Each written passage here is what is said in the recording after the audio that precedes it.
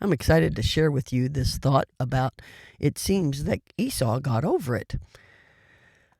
I was called by my daughter a couple weeks ago, Jeannie, and she said, Esau got over it. And I thought, what do you mean Esau got over it? And we know that Esau had a lot of hurts, and Jacob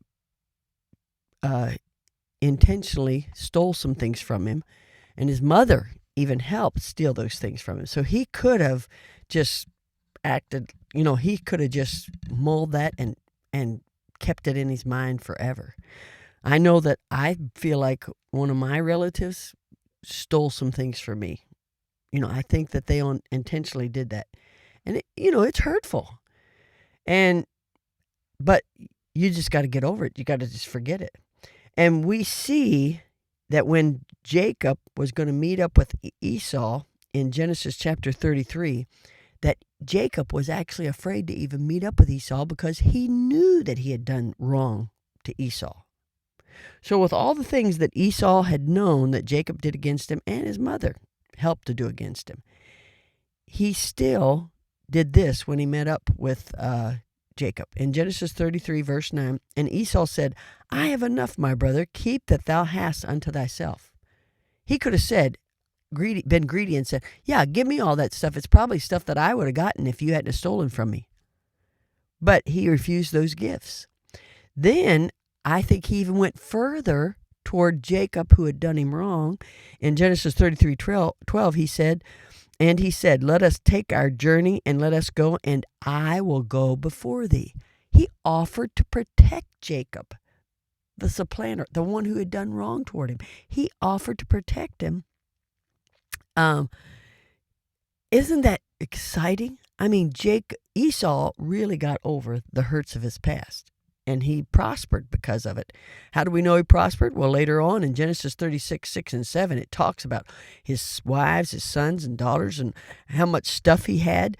And he had so much there. And the verse 7 says, for their riches were more than they might dwell together, and the land wherein they were strangers could not bear them because of their cattle.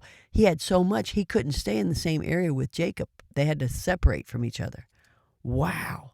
So God blessed him because he got over it.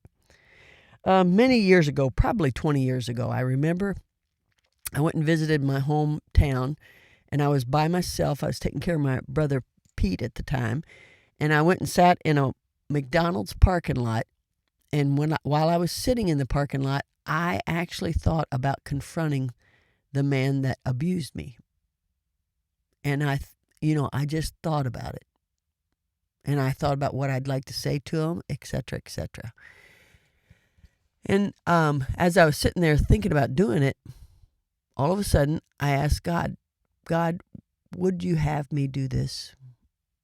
And the thought came to my mind, Loretta, what will you accomplish by doing that? And I thought, well, I'd have self-satisfaction, And then all of a sudden I thought, you know what? I don't need to do that. He knows the wrong that he did to me. And I don't need that. I need to just get over it. And so I believe in that McDonald's parking lot so many years ago, I got over it. I decided I was not going to let it bother me anymore. And I really believe it hasn't. And you know what, ladies? I'm a better person because of that. For those of you out there, and I'm trying to be sensitive, that have had some extreme hurts, I got to just encourage you, for the sake of the people in your life today, you need to just get over it. You need to find a way to just forgive and go on with life. And stop staying in the past and reliving the past, and live for today and the people that you have in your life today. I'm so happy that Jeannie pointed that out to me, that Esau got over it. And I hope you will be encouraged today by that and ask yourself, am I over it? Rejoice in the Lord always. And again, I say rejoice.